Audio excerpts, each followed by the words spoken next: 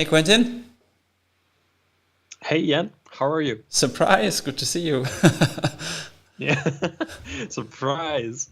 Yeah, that was it was beautiful outside today. Thank you for bringing over some nice weather after that shitty weather that we We, had with the storms.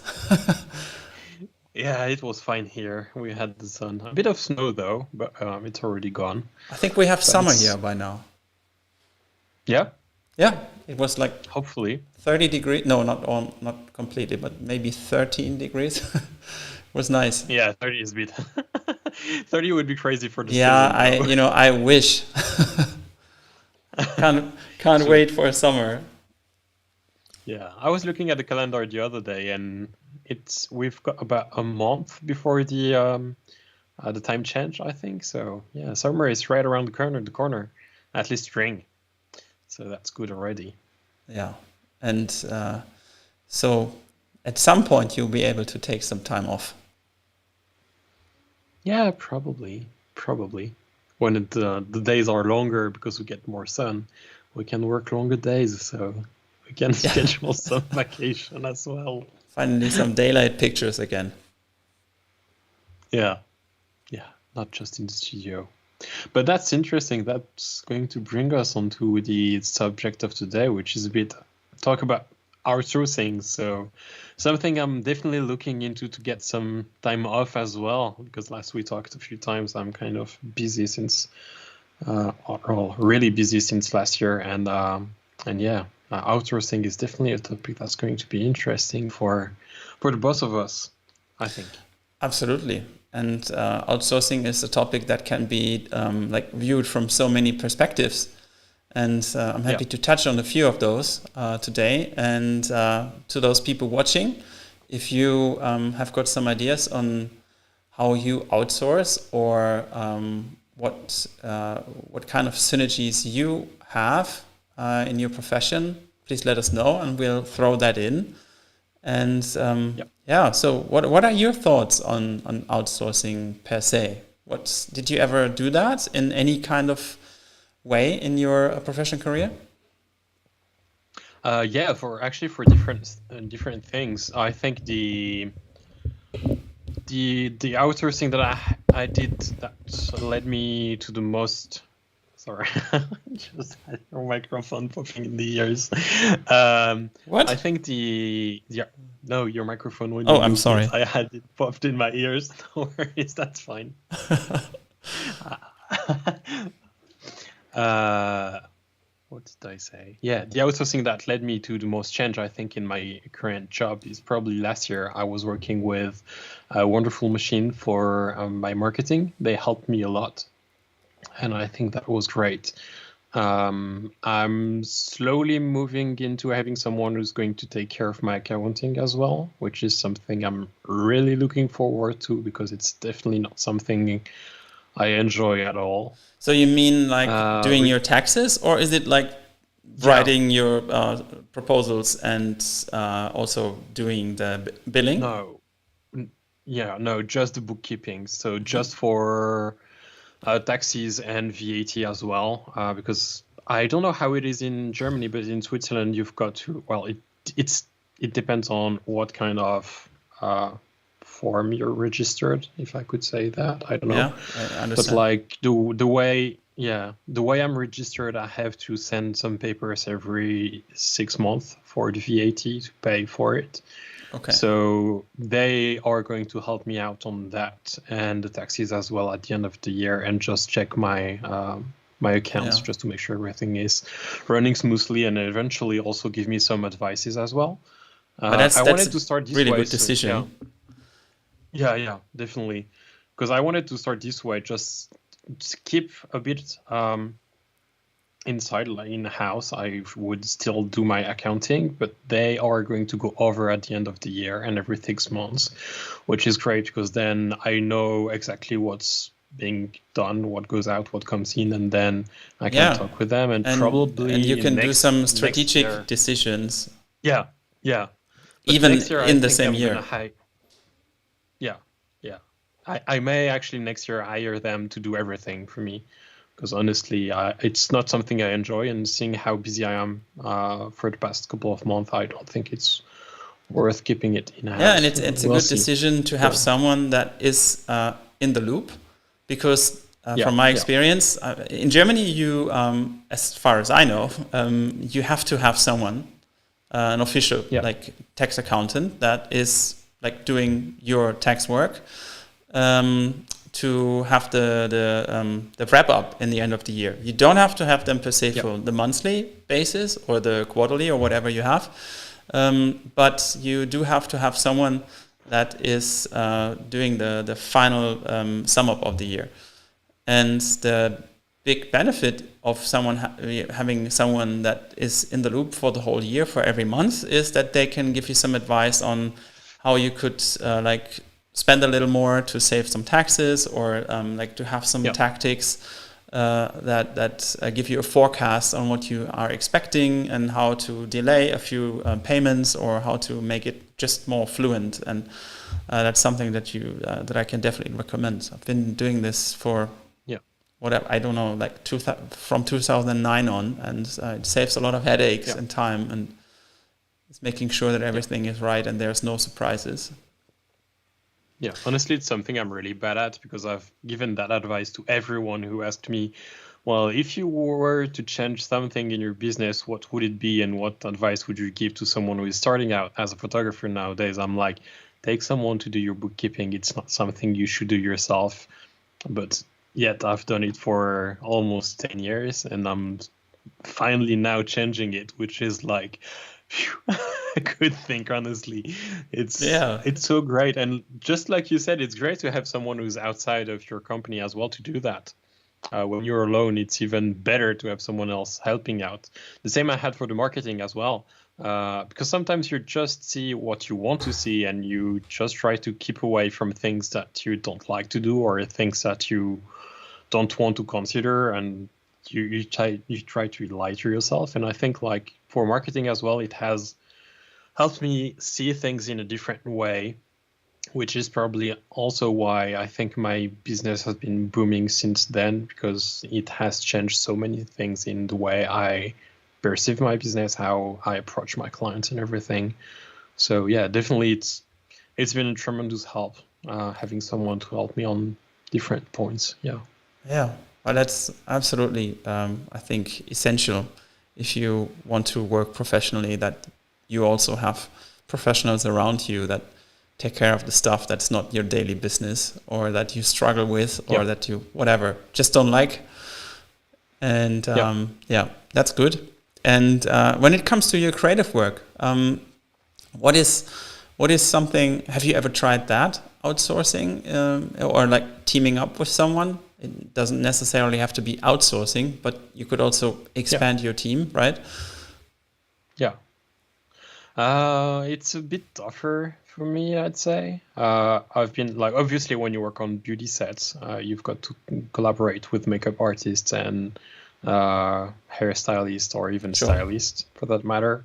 So sure, you have to collaborate, and I think it's kind of an outsourcing process as well, because then you give out some of your creative work to someone else to do.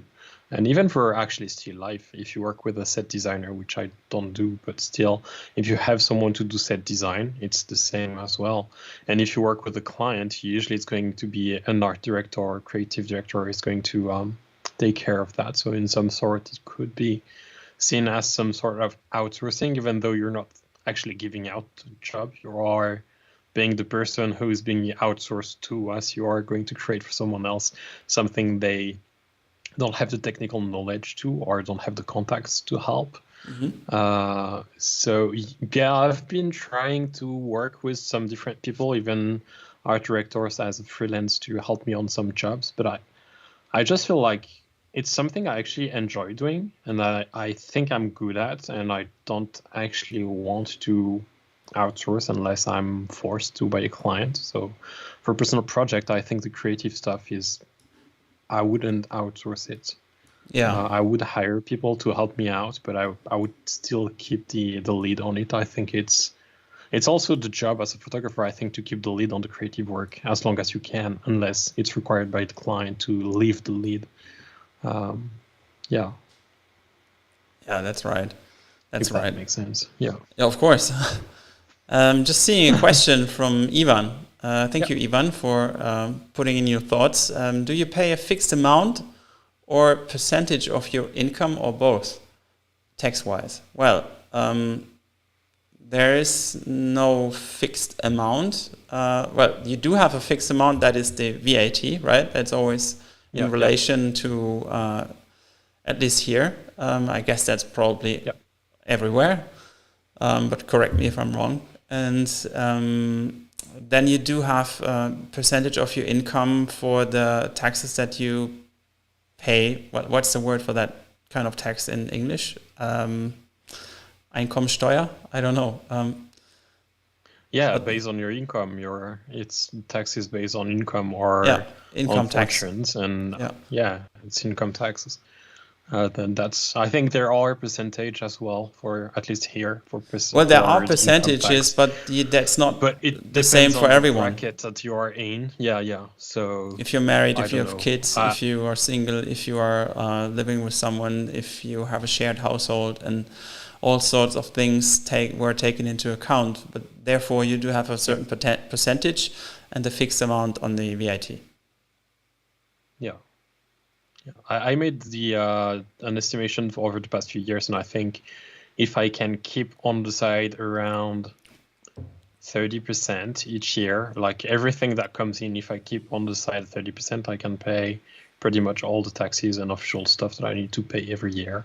Yeah. And usually I still have some money left, so good 30% usually. But then it depends on how much you spend and how you live and where you live as well. Because like here, if I were to live in Geneva, I know my taxes would be much higher than where I currently live. So it's also some things to take into consideration if you decide to move or anything. But I hear Luxembourg is pretty well for that. Or Dubai. Dubai. If you can move to Dubai and the percent is 0. You don't pay taxes and you're done. Yeah, and you are with so many influencers that have just such a happy life there. It would be nice. Not. Good for them. I wouldn't go there. No. No, I wouldn't. Each their own. Anyhow, let's get back to outsourcing as a creative. So, do you actually outsource anything? I'm curious to hear. As a retoucher, do you outsource anything aside from bookkeeping? Or ever? Well, there is, of course, like services that connect you with possible clients. Like we discussed in earlier episodes, there are those that have the lists, but there's also services that connect creative agencies with freelancers or with teams, and this is something that is always good to have connections to, because they don't necessarily charge you. They as a service provider, they most of the time charge the people that hire you. So it's good to be on their radar, and that is something that I would definitely recommend, outsourcing to such services. And what else? There's some services that like have email lists that where you can put in a certain project that you recently had. There's one that is really nice in Germany that's called Catch, with A and E. Mm-hmm. And if you are a member there as a photographer or retoucher, you can then put your projects on your profile. And there is one newsletter a week with all new projects that goes out to a pretty big list, which is nice. So that you are seen. So that's kind of outsourcing marketing, but you are not exclusively in this, but still you are visible to people. Yeah. And well, of course, accounting I do outsource, and I'm in discussions with a few agents and there's something that I want to look into because I think that can be interesting. But I'm browsing some agents and have discussions with them because I want to figure out what the best synergy can be. And but that's a work in progress, and I'm happy to keep you posted on this. But that's a thing that I think can be valuable.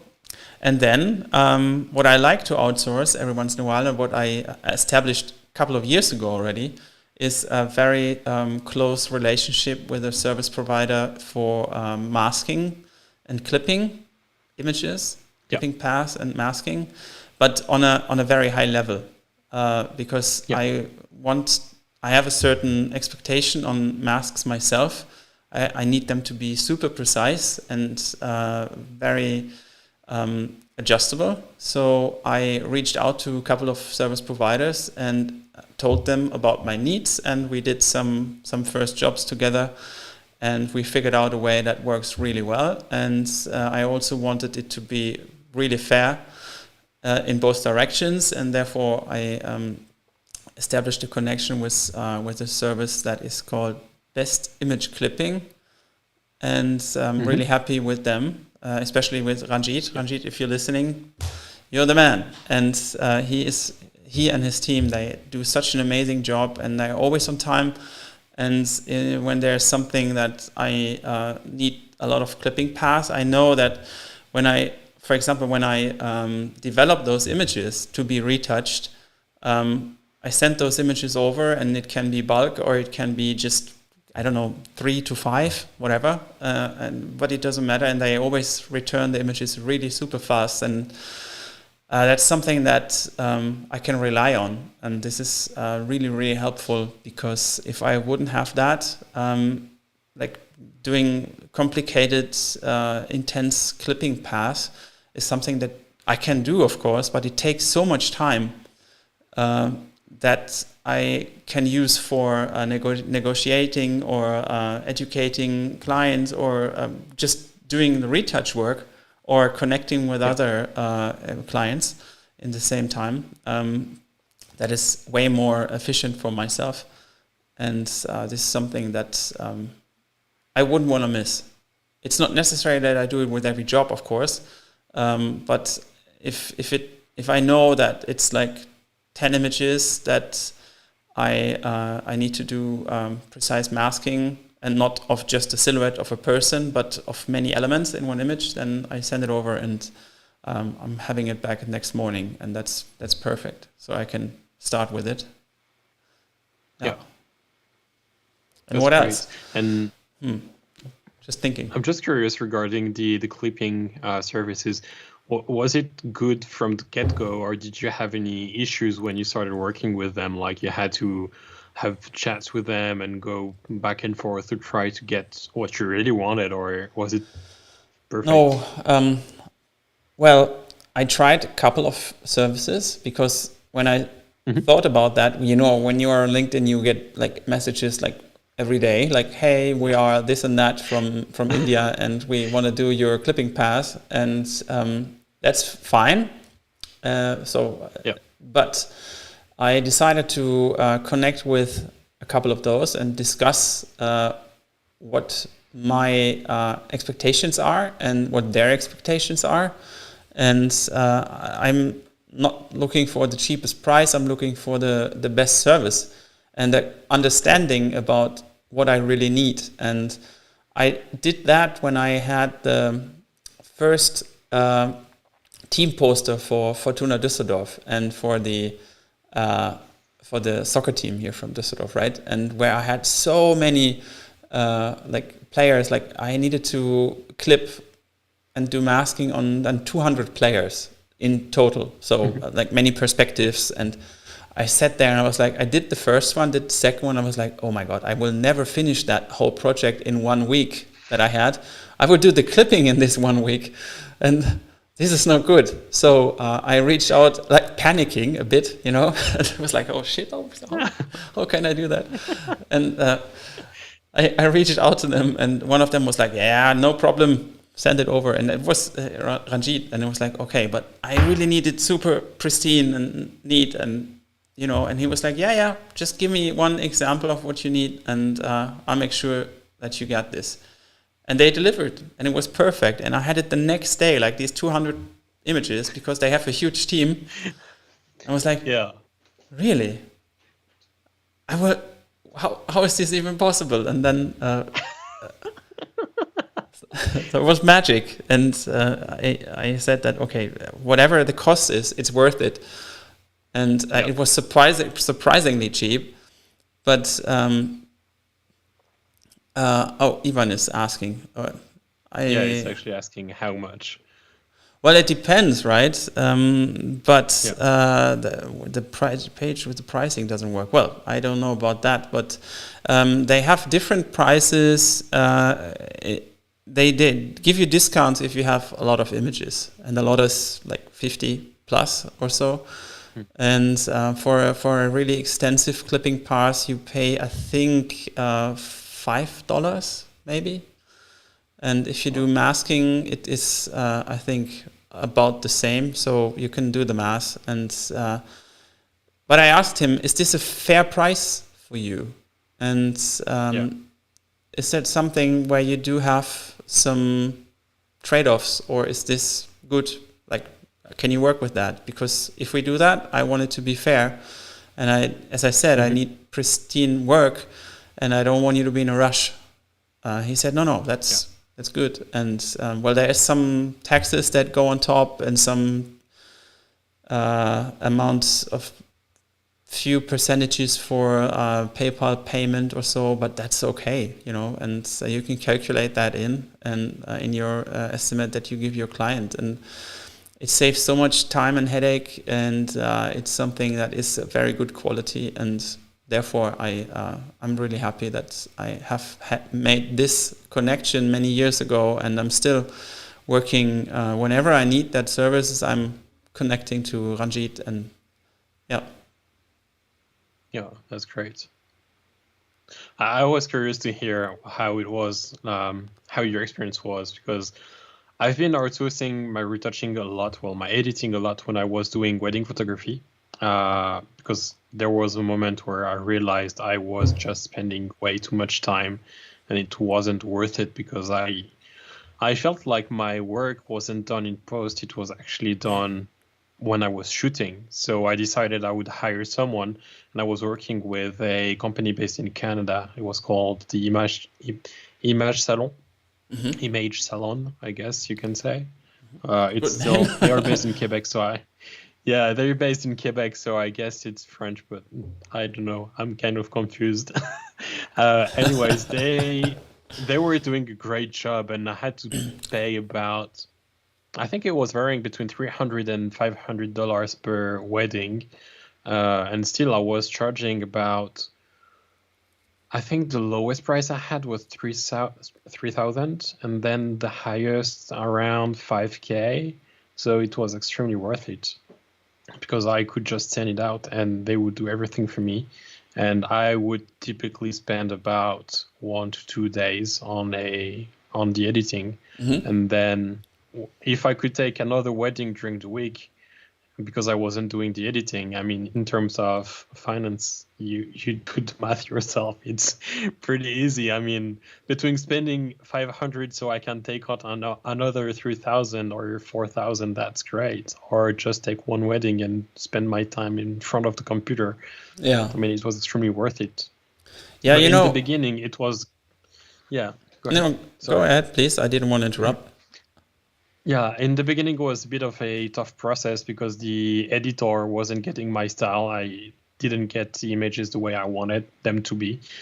But I think that's where many people go wrong about outsourcing. They send out like one image to Retoucher or a retouching house or an editing salon like the Image Salon, and then if it doesn't come back perfect and the way they do it, they are going to be like, oh, it's not worth it, and I'm not going to get what I want to get. And sometimes it's just a matter of going back and forth and trying to experiment with the person. and sometimes it takes a bit of time. Sure, And sure. yeah, That's the same with having a new person on your team, right? You have to yeah, get used yeah, to each other and understand each other's workflow. So what I did back then was maybe not the best way to do it, like having something very urgent and it has to work. But you can, of course, check out those connections in advance to be ready when you need support. That's how I would do it when I wouldn't have like urgent timing. But to be also very honest, I only do these kind of outsourcings with steps that are like very tedious. That is that the right word? yeah, it is.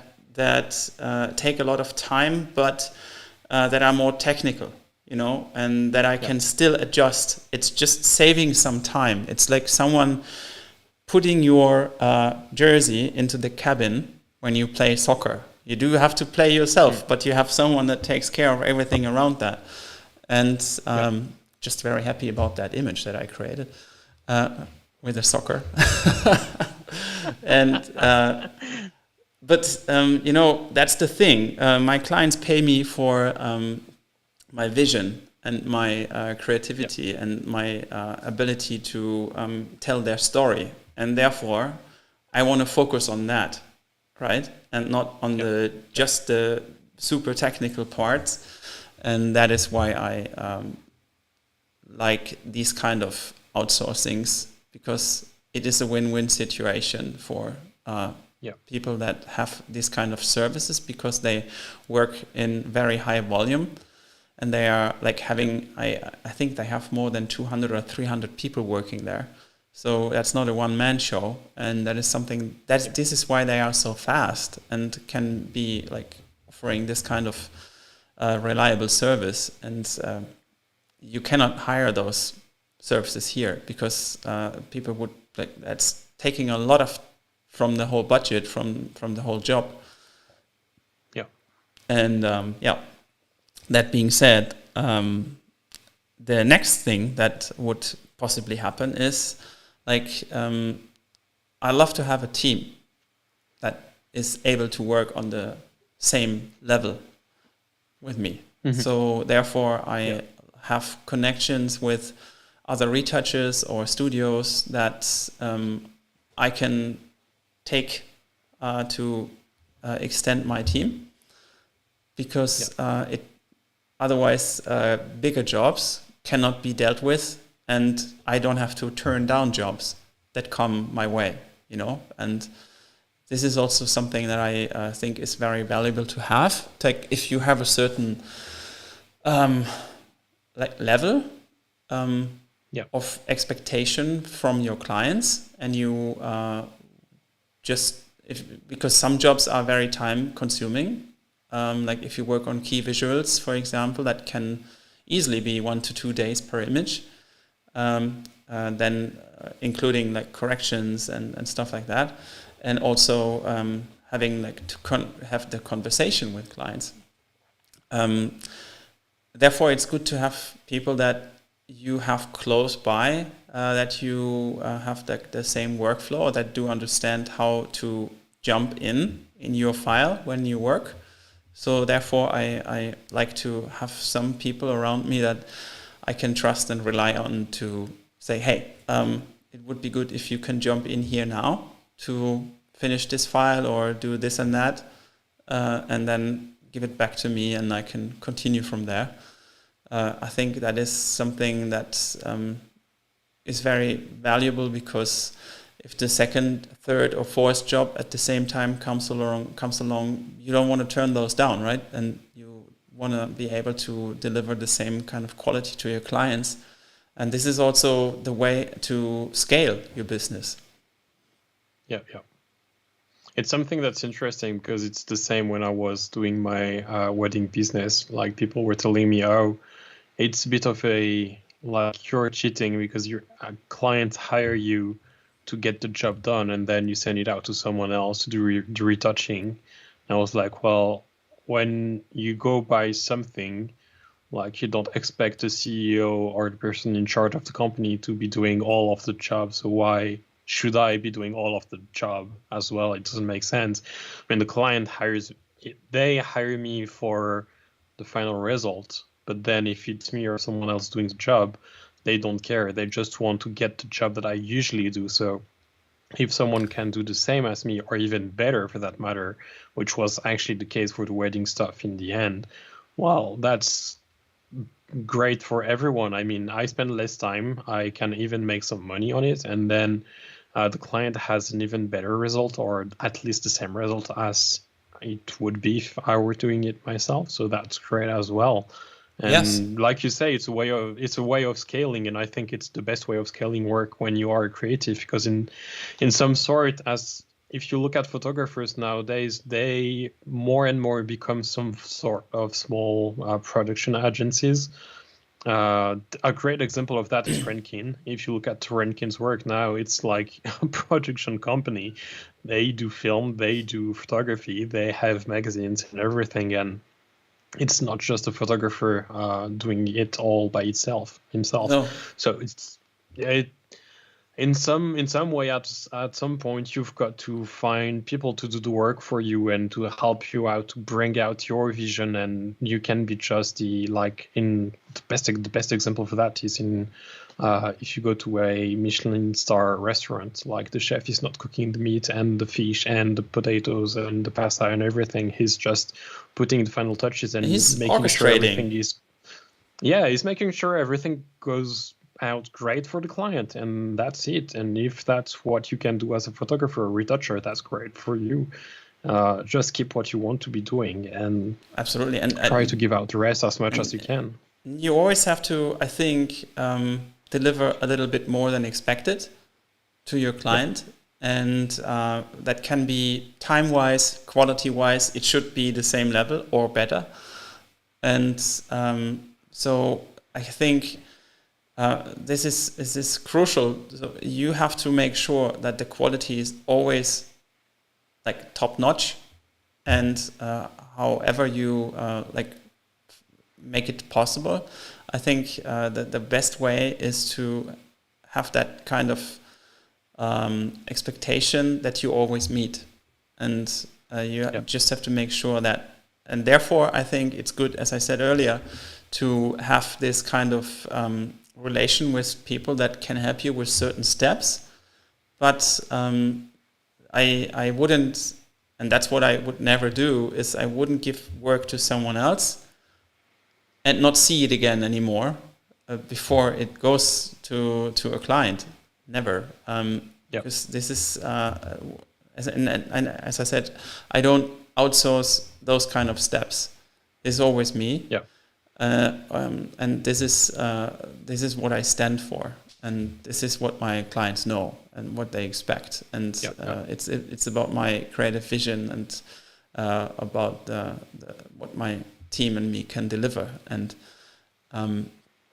that being said, if this is always guaranteed, there's nothing to worry about for anyone. Even let's say it's the opposite. It's good to have this kind of workflow that you can always deliver in a certain time frame, and that you meet the deadlines, you meet the quality level, and you can guarantee that it's working flawlessly from the beginning to the end.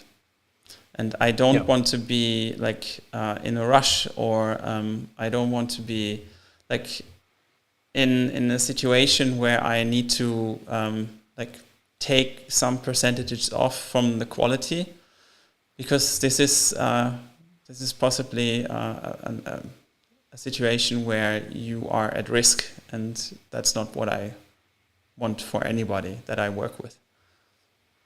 Yeah.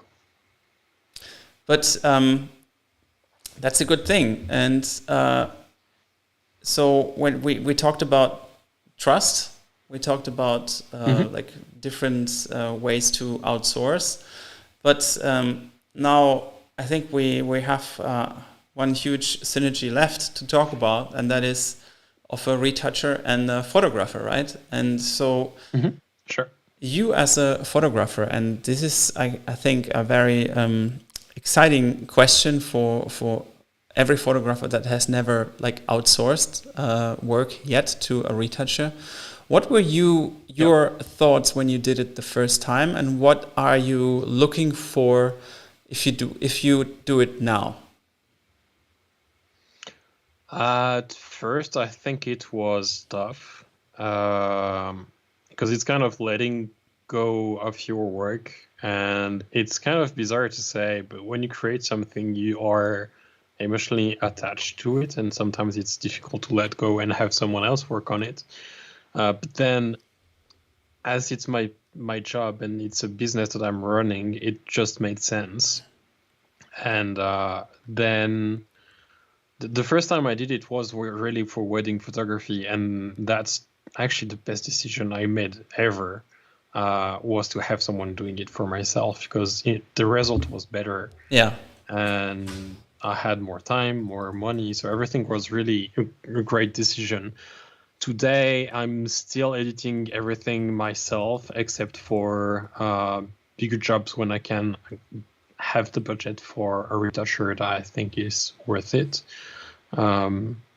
Otherwise, I'll do it myself. Personal projects, I still do it myself as well, because for my personal work, I like to do it myself. I do enjoy working on my work myself. Then for a commercial work, I mean, if I could outsource everything, I would. It's just an issue of budget. For the clients I have at the moment, it's kind of difficult to justify having a retoucher that works on it, unless I would outsource to some countries in like Russia or whatever countries that makes it cheaper. Because I don't want to have a lower quality. I would still want to keep good quality, and I think for that I would have to pay quite a bit more than I charge at the moment for my clients, which in some sort doesn't make sense, because I think I should charge more, but I know it wouldn't go through the clients otherwise, unfortunately. Hopefully it will change soon. But yeah, I mean, if I could, honestly, I would. Yeah. Well, I'm pretty sure you can.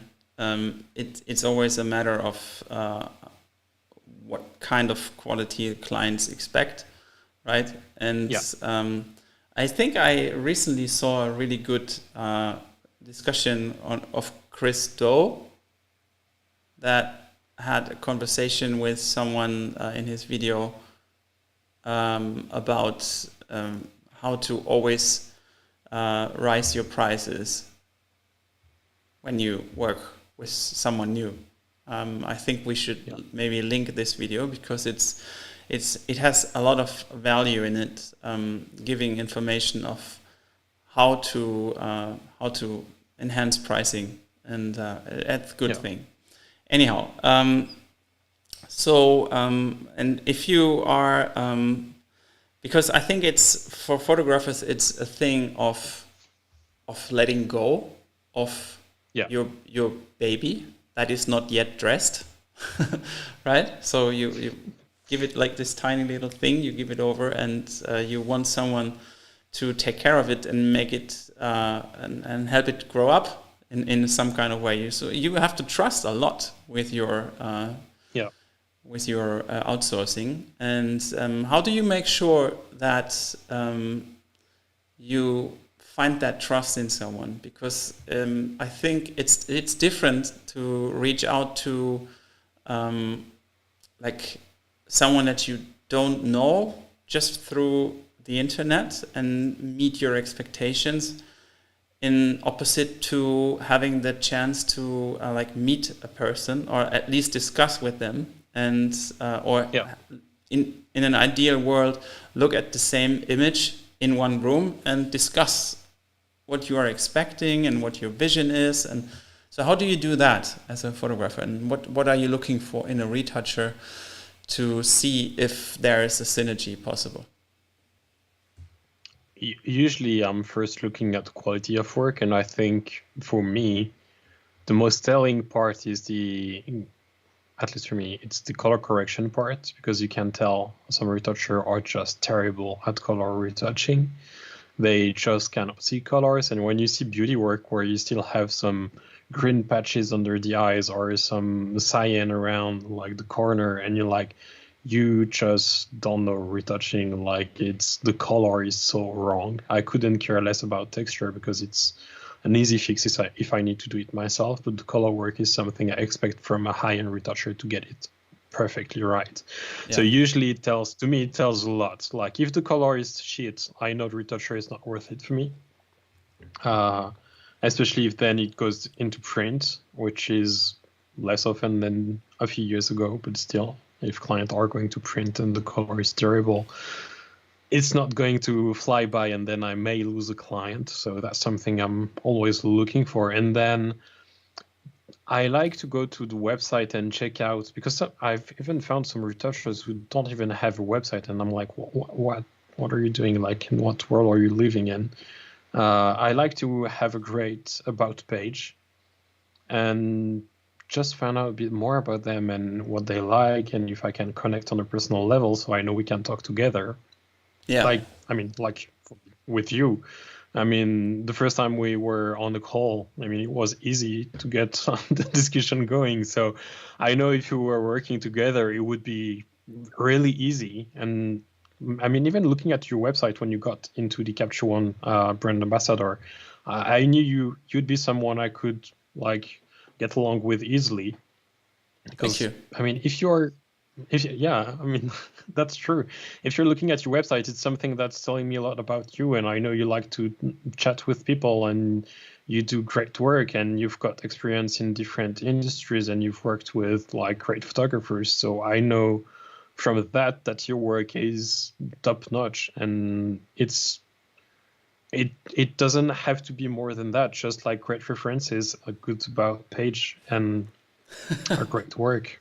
But yeah, I mean, so some retouchers are just sending out emails and they don't have like work to back it up, or they just, the worst I received from retoucher asking to work together is like, oh, if you want, you can send me an image and I'll retouch it for free.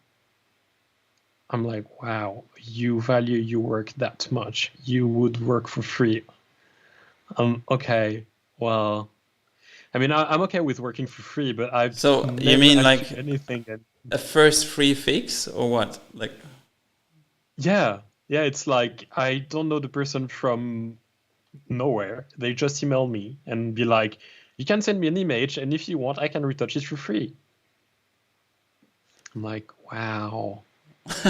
Well, yeah. But maybe it wasn't meant like that. Bizarre. But yeah, that's. No, it was. Honestly, trying it was. Okay. It was pretty clear. That's not what I mean. But maybe the person didn't want to sell themselves cheap, but they wanted to take one barrier away from you hiring them. But I understand that it can be taken the wrong way. Yeah.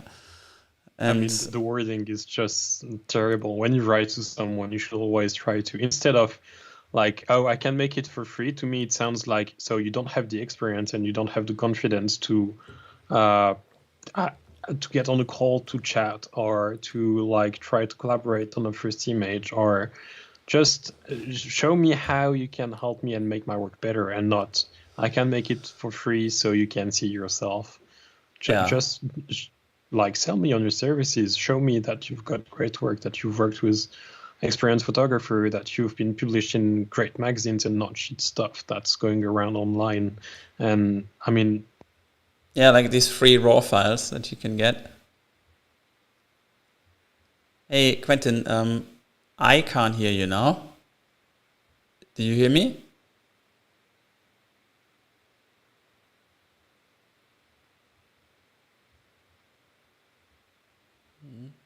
No? Yes? No?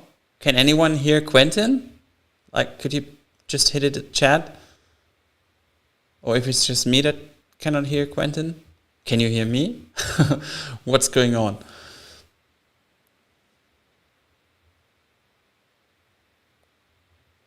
Quentin, do you hear me? Like, can you give me a visual sign? Okay. So Ivan says no. Quentin, until you fix the sound issue, I will answer Ivan's question.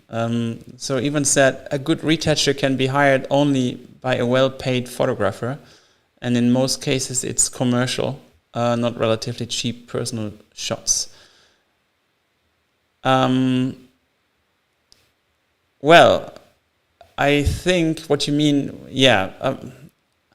as a photographer, you don't always hire like the retoucher with your own budget, right?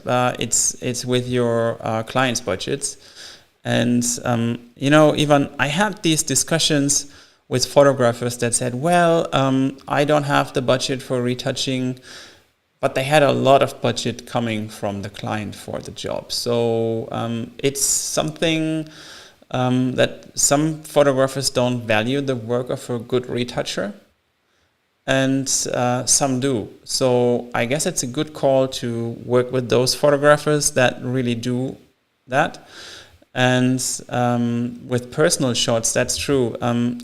I think having personal shots or like free collaborations for like editorials, it's the same. Like I always say that it's two ways that I work. I don't work cheap.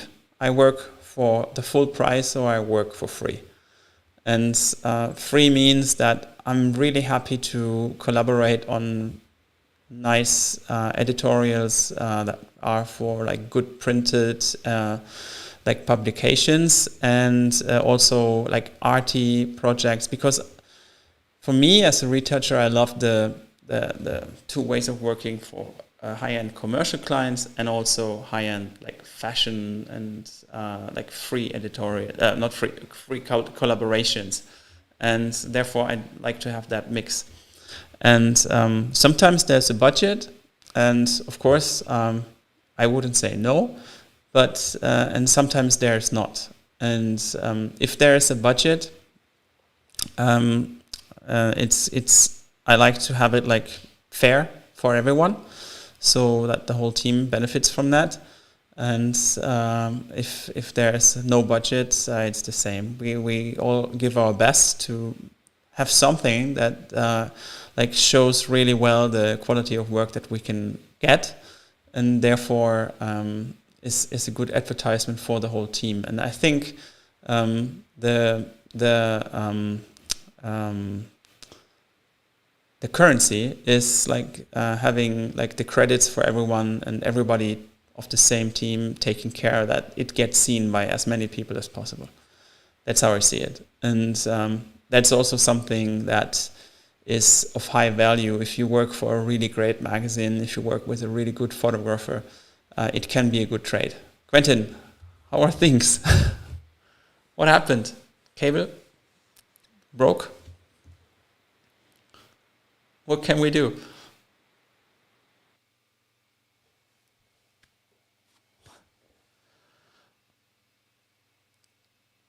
That's shit. Did I mute you? Let me check. Can I do that?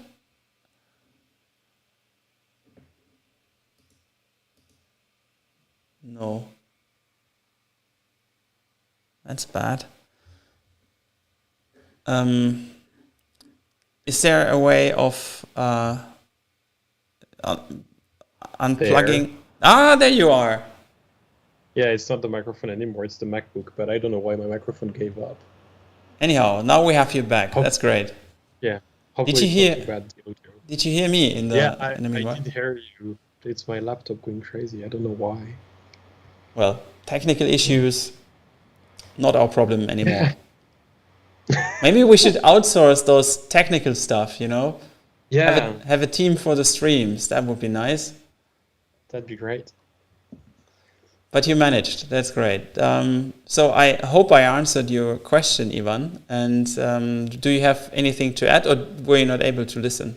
That's fine if you didn't. I did listen for a bit, but yeah, I didn't get everything. But anyhow, we were just, I say we, but I was rambling myself.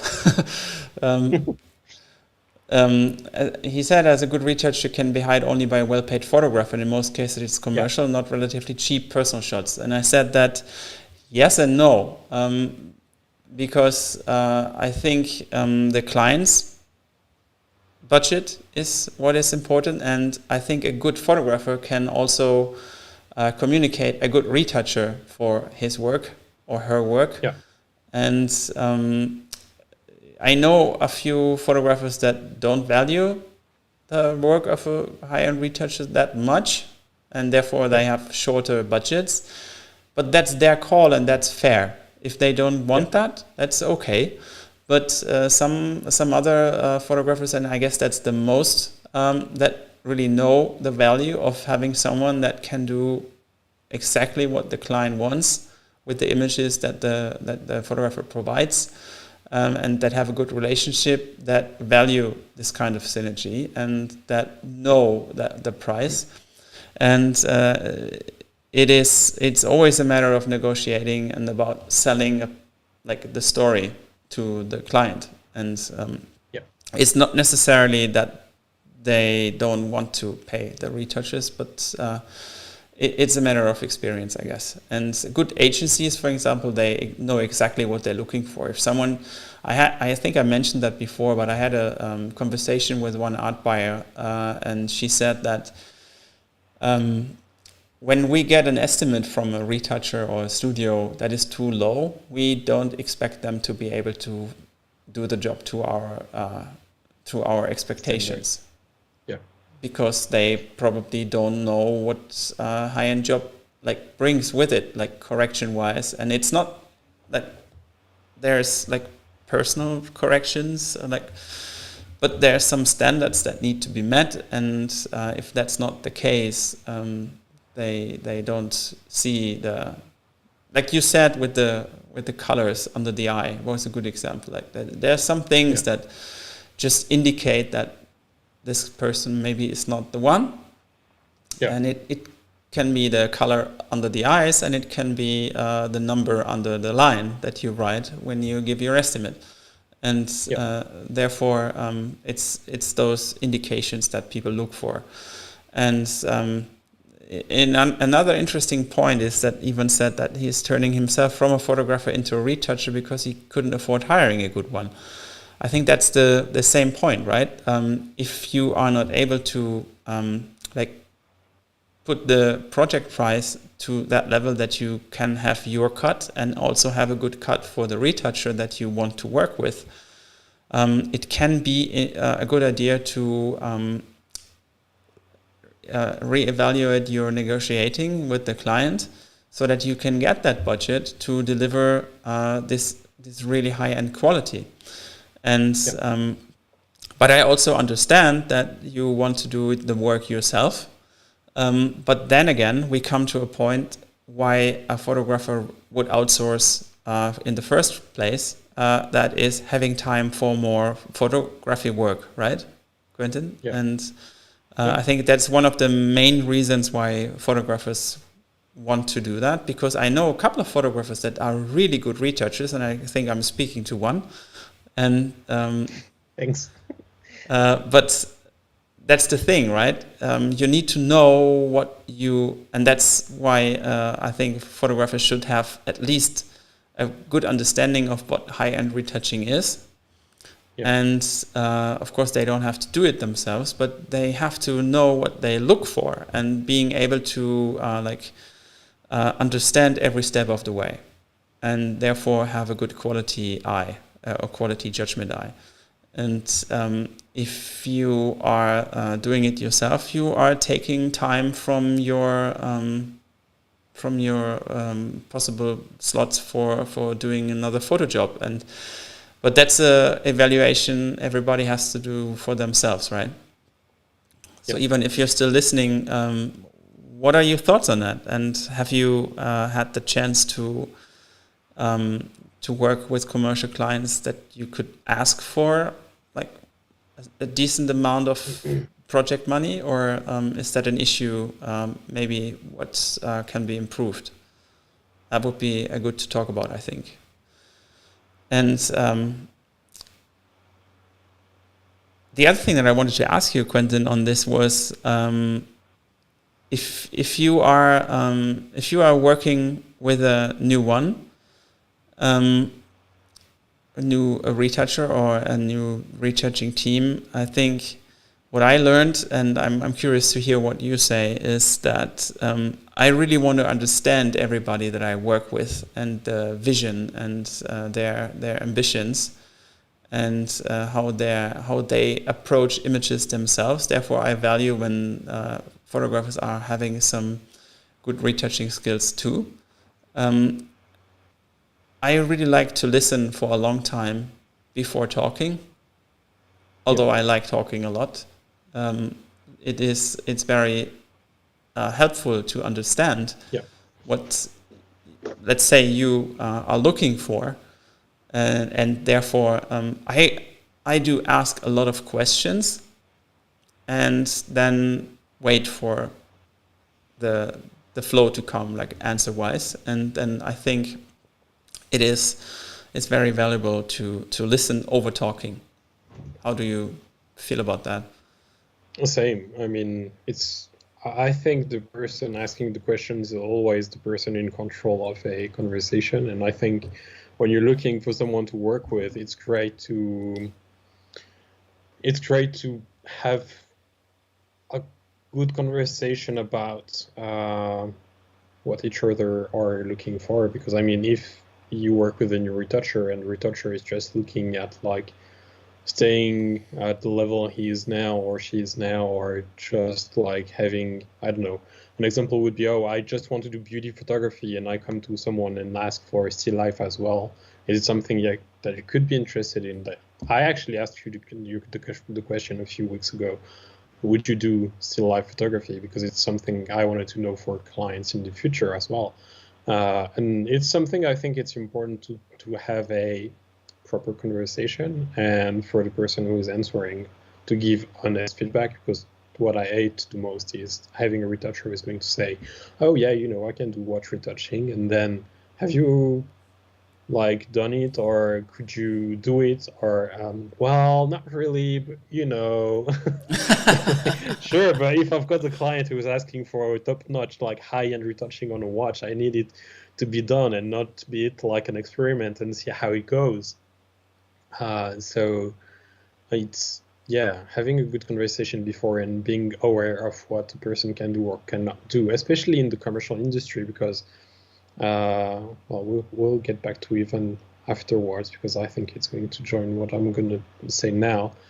He does personal shoots most. When I was doing shoots for like private customers, like not commercial jobs, it was different, because like clients didn't expect to have an estimate within 24 to 48 hours with like 30 to 40 items on piece of paper, whereas nowadays they are going to call me on a Wednesday and they expect to have like the full estimate for Friday, with an estimate from a retoucher, from models, from a producer, and everything that could go into a shoot, and then put that together and send it ASAP. And then if you don't know the person that you can work with for specific jobs, like I know, for example, if I had like, let's say, a beauty shoot, I could ask you, and then if we work together once or a couple of times, I know pretty much roughly how much a certain type of images would cost for retouching, and I can pretty much send an estimate without even asking, because I know I can get someone that's your level or similar for that kind of pricing. And I think that's why I think it's extremely important to have a great discussion beforehand. Sure. And even things that you've talked about before, if I talk with a retoucher, I like to know they can scale. Like if I know you are working on your own, but like you said before, you can have people helping you out. And it's something that's important as well, because if I have like a large campaign for a company where I need to retouch, I don't know, 30 to 50 images within 2 weeks, I know I wouldn't be able to do it myself. And I know even for you, it'd be kind of difficult to get it done in a short amount of time. So having knowledge that you can have more people is so crucial. And I think absolutely, especially when working commercially, right? If you because that's the thing. If you are not able to meet certain deadlines by clients, like reasonable deadlines, having, let's say, a job of 30 images, like 30 images that do take some time to work on, not like super fast ones, where you need to put like 2 to 3 hours plus corrections in for one image. And if you have a time budget for that, like I said, 20 to 30 days, these are jobs that you lose if you are not able to put a team together, or like having a super, like if you can sleep really fast, right? and do it on your own. And so I think that's the thing. Big jobs are possibly not given to you because people might fear that you are not able to meet the deadline, or what happens if you have got a flu or something, right? Just cannot work, or something comes up, whatever it is. Car crash, not you crash, sorry, but something like takes a day from you. Bad example. I don't know. Yeah, a car crash can take a few days. I just meant that if you're stuck somewhere and you cannot go to your desk, that's what I wanted to say. But it sounded better than I thought. Like, worse than I thought. Damn it, I'm taking this back. You made my day. Some people just don't drive cars. So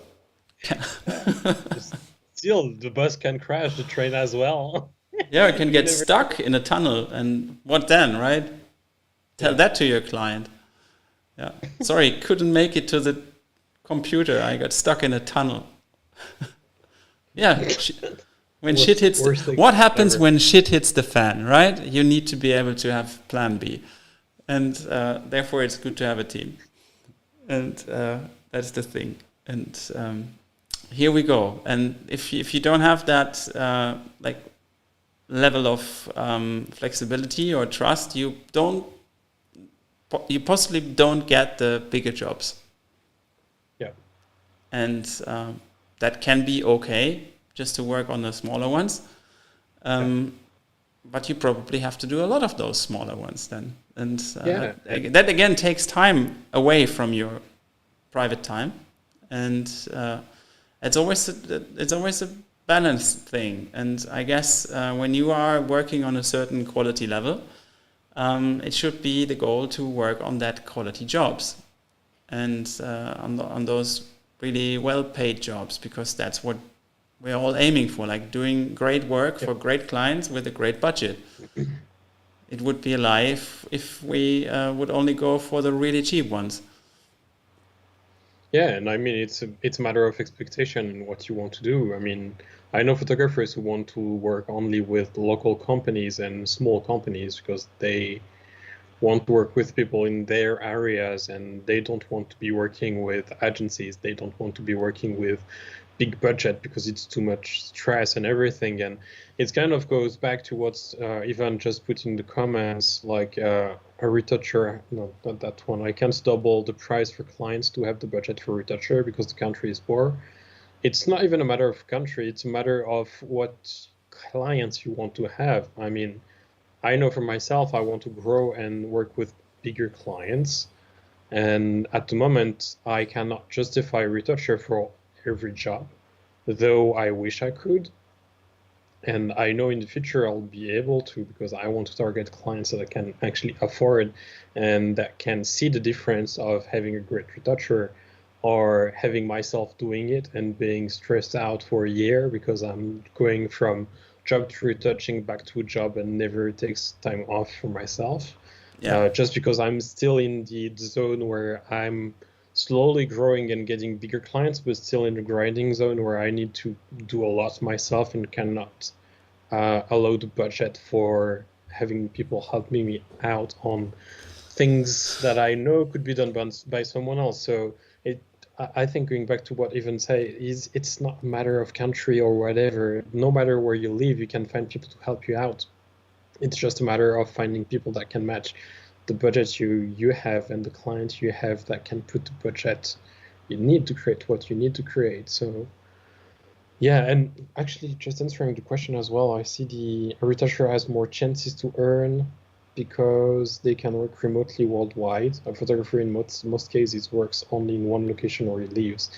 And I'm That depends, right? not, yeah, I mean, I live in a small village where we are 1,000 people living in here. It's extremely small, and Switzerland, even though many people think it's rich, I mean, for photography, it's kind of poor. We speak 4 languages plus English.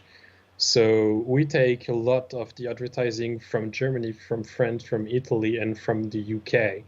And then there isn't that many productions here, but still I can manage to make a living, and I know many photographers do. And photography, because we work for smaller production because the country is small, the production fees are not as big as if I were to be working in Germany, France, or Italy. So, I mean, you can always find a way to make it work, and the excuse of I cannot work because of where I live or because my client don't have the budget or anything. I'm not too sure about that. But I think for a certain stage of a career that is true. Yeah, because in the beginning, yes, and possibly if you haven't found your own worth yet. Yeah.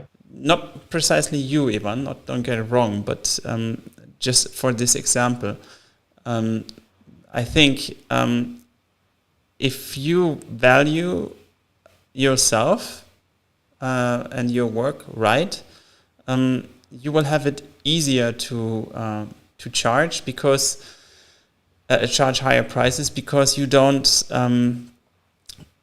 You can.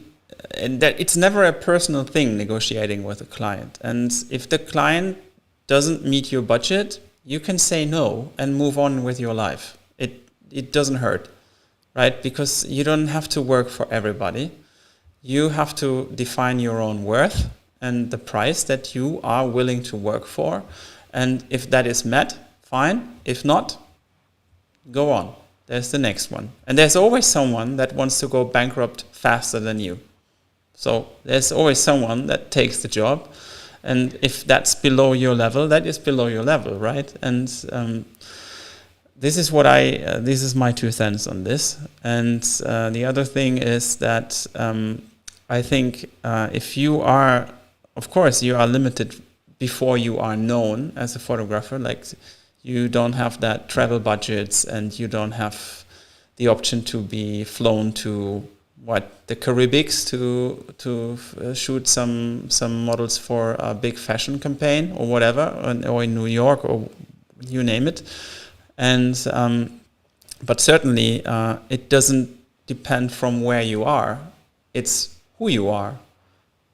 And if you have that certain skill that these people want, they will pay for your expenses, and they will pay a good price because, as we said earlier, good clients know that good quality costs money, and there's a lot of those out there. But there's also a lot of clients that actually don't know the value of a good photography or good retouching, and those clients need to be educated by people that do a good job and tell them why that costs. And this is why I always explain what I do when I retouch images, because for some people it's not clear that it's not a filter that I use, that it's manual steps, and that it's like masking in a very precise way, that is like isolating every part in the image to balance out the colors and the light, and to do good composites.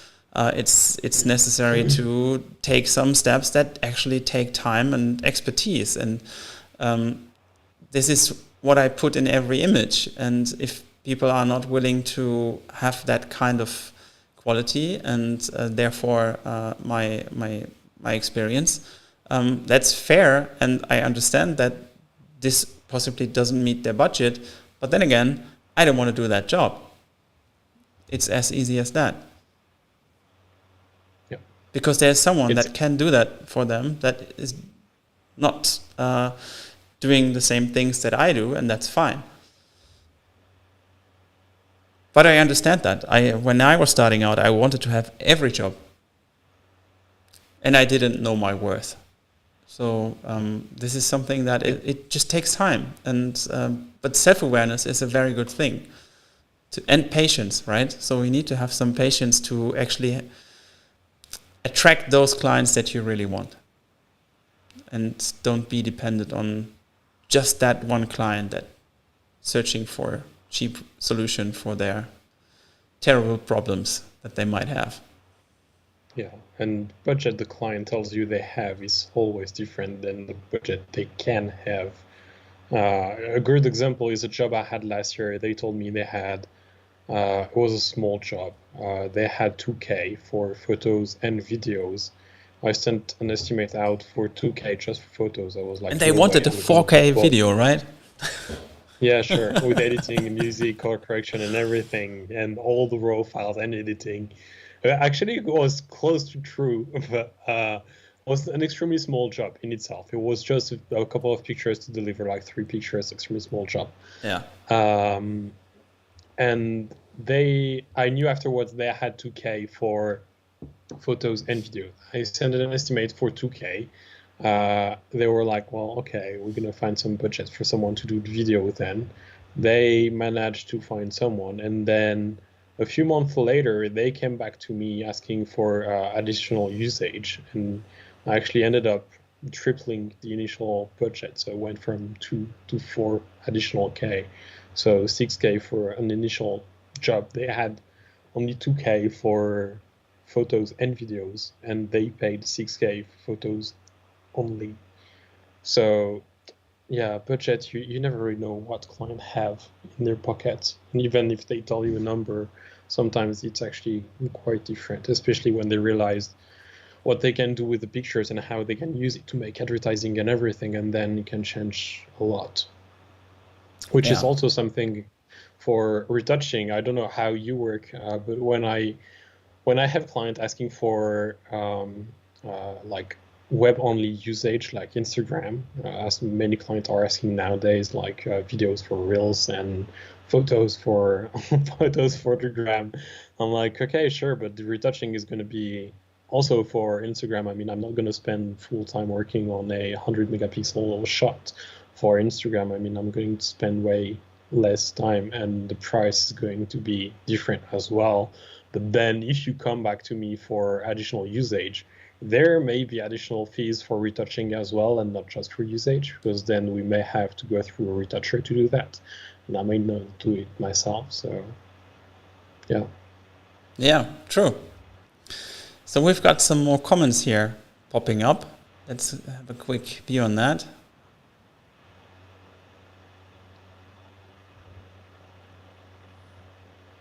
Well, just to get back on the commercial and not personal shoot, well, to me, commercial work is the way I pay my personal shoots. I mean, the way I see photography is I do jobs so then I can have the budget to have fun on my personal jobs. And for personal jobs, if I don't have the budget, then I find alternatives. Either I can find people I want to work with and that may be interested to working with me, and I know I can develop a relationship with them, such as makeup artists and hairstylists. On most of my personal work, they are not paid. But then if I get a job, the person I'm going to for the job are the makeup artist and hairstylist I've built a relationship with. It's always a way to test and train and improve together as well. And I think that's important. And I don't think budget for personal shoot is always going to be less than for commercial shoot. Obviously, I don't want to spend a 10, 20 or more K on personal shoot. I don't have the budget and means for that. Yes. Hopefully one day I will. I would love to be able to spend that kind of money. Obviously, it's not possible at this time. But, I mean, paying for a personal shoot, it depends on what you mean about paying for a personal shoot. If it's the models, the people you're working with, you can always find a way to trade if you don't have the budget for it. And otherwise, you just set aside some money. It depends as well if you are shooting personal work just for the sake of shooting personal work, or if you're building a fine art portfolio to then sell prints, which can make money for future projects. or if you sell NFTs, if you want to get into that, or Yeah, if you're building spec shoots to have more commercial clients, which is something I do a lot. And actually, I shot a lot of personal projects last year, which is one of the reasons I'm getting work today, because many clients are coming back to me and asking to get the same. Exactly, that's an investment, right, in yourself. And either you pay, like if you really want to work with that high-end model, you have to pay that model, because what does the model have from being a model for free for you, for your personal project, right? So if you really want that high-end model, and she has to take, or he has to take a day off or two for you to be available, it's only fair to pay, right? And of course you can negotiate and say that, hey, I want to have that kind of publication with it, blah, blah, blah. It can work, that's fine. But I guess if you really, or if you, the other way around, if you have like a shoot and you want to have that really top-notch retoucher for your project, you can like take that budget and invest in your portfolio with it, because if that buys you the next job that you, or brings you closer to the jobs that you want to do, that's well invested money, right? And but that's the thing of self-awareness again. And I just saw one thing that I wanted to add to. Martin said that it should be paid correctly. Yeah, that's true. First of all, thank you, Martin. But you're paying for years of experience, and that's exactly right. I just was remembering a story that I read about Picasso, the famous painter, and he was at a vernissage, and they were having dinner, and there was a lady approaching him after dinner and said that, hey, here's that napkin, could you please sign that for me? And he drew she said, could you please draw me? And he took the napkin and made a few lines on it and signed it and said that would be $10,000. And she said that, wait a minute, you just took 30 seconds to draw this. How can this be that expensive? And no, he said, no, that's not true. It took me my whole life, to get to this point. And that's why it cost that much. And it's a matter of self-awareness, of experience, and this is what you buy. And if you want to work with top-notch people, that is what you have to expect as a client. And if you are not there yet, that is completely fine. But still, you need to know your worth and not let others judge your worth. Because if you feel that you are at a certain level, of course you need to meet that expectation and that image that you give away from you. But therefore, you shouldn't be afraid of charging what you feel is right. Right? And what else?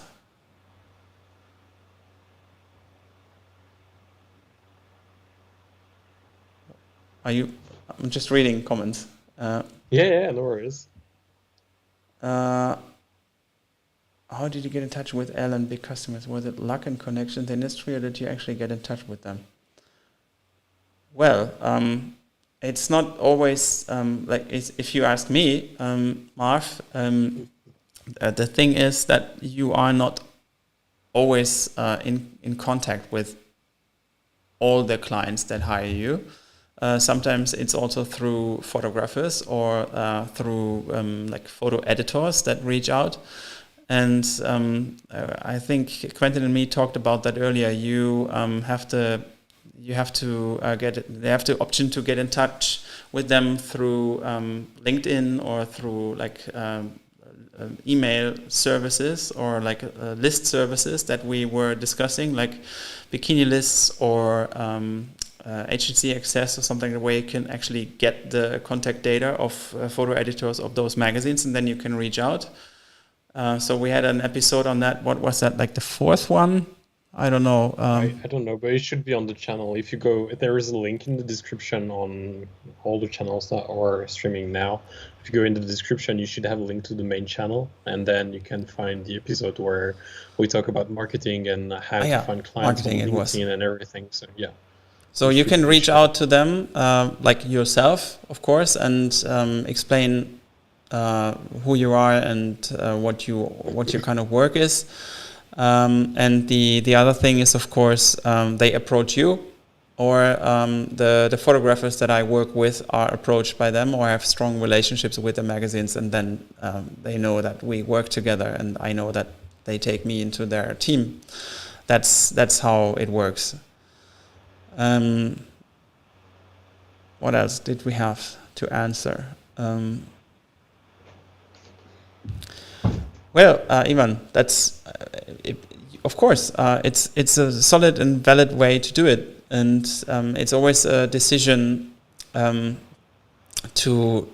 Well, you can grow your team later, and it's not necessarily that you outsource your retouching. That's not what this discussion is about, right? Of course, it's fair to do it yourself, absolutely, and I think everybody has to decide for themselves what their personal way is.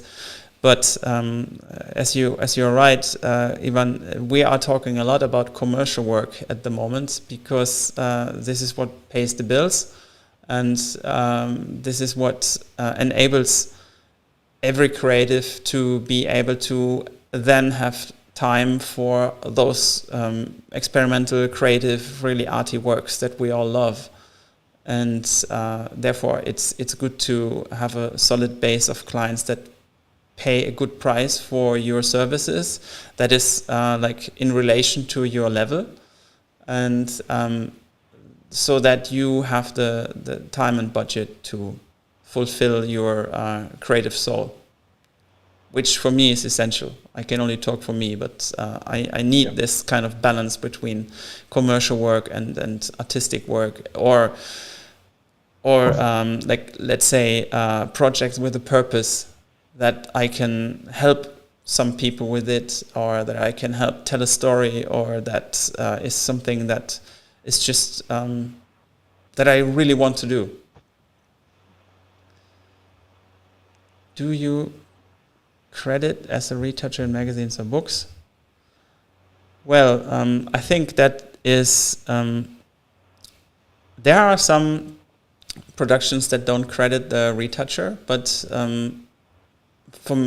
I think for really good magazines, or like, of course, you are not credited in commercial work. That's why they pay you. But I think when you work for good magazines, if they wouldn't credit me, that would be a red flag. Why wouldn't they credit? Because the whole team is credited. And as we said earlier in this discussion today, I think that is the currency of doing like free collaborations. If you're not credited, then I wouldn't work with these people again. Why? Why would I work for free and also for no recognition? Is that recognition? Yeah. Because we all need this to be seen. And I think it's a good thing to also discuss with the team, to like, everybody is going to share this on their channels, and this is something that I think is shouldn't be discussed at all. It should be like a given that the credits are for everybody that is involved in the project, because a good project is not just a photographer or the retoucher. It's like everybody is involved, like from the concept, the editor, the stylist, the makeup artist, the photographer, the set designer, the retoucher, the guy that I don't know, runs the production, and all these kinds of people. And if they are not credited, I think that wouldn't be fair. And I think good clients and good magazines are fair. All right. Very good. Good. Do we have anything to add to outsourcing? Do you want to add anything else? Let me think. I guess we covered a lot of ways to outsource and to collaborate and to make life easier. And also we took an I'm missing some words. Unexpected turn.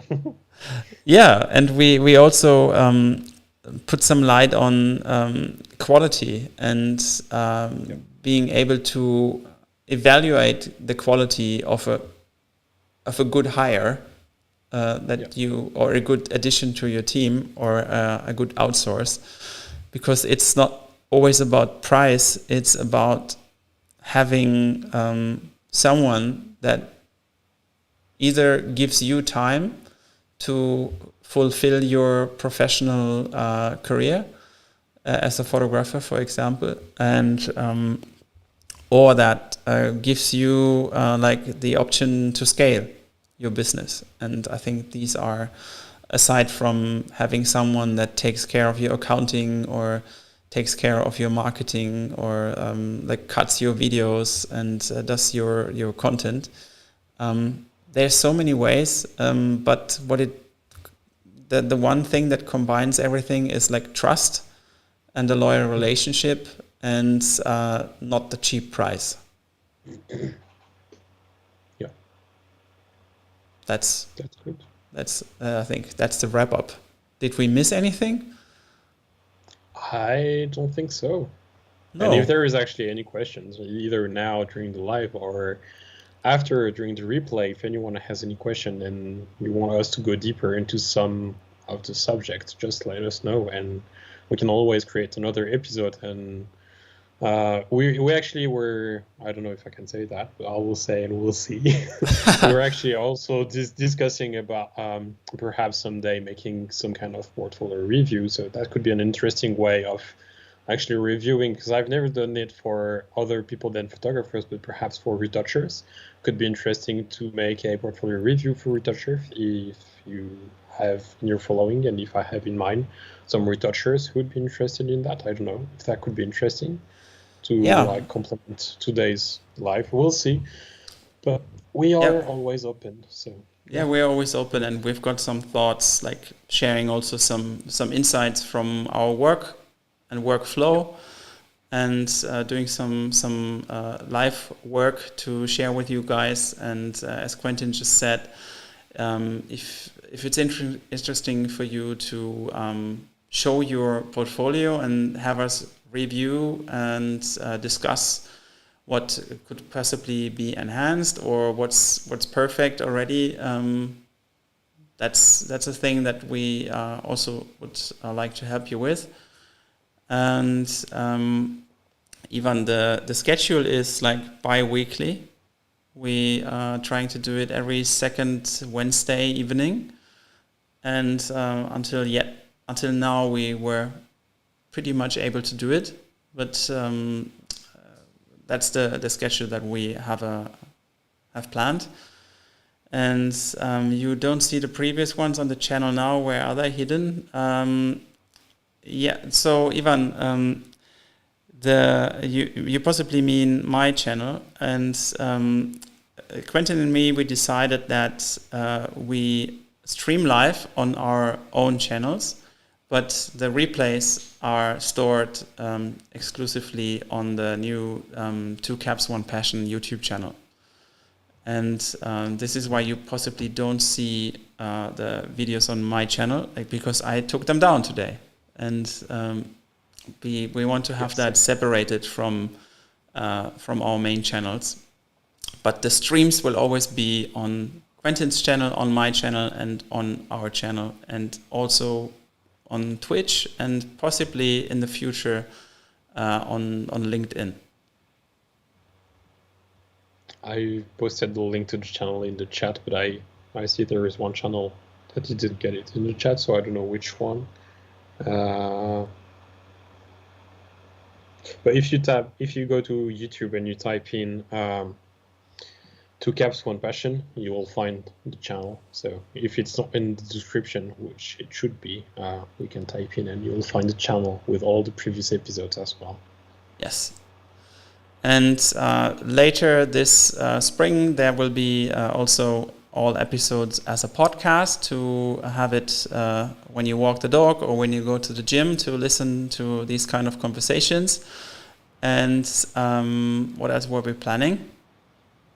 Are we planning something? Some days in the sun, maybe? I don't know. Let's see. We'll see later on, because I know it's All right. going to be a couple of busy weeks for both of us. So we'll see how it goes and what we can get done in March and April. We'll see. Sure. So thank you, everyone, for spending time with us today. Much appreciated. And thank you for all your input and questions and your thoughts. And we'll be back possibly in 2 weeks. And until then, wishing you nothing but the best. Take care and have a good time. Yeah. Bye-bye. Bye. Bye.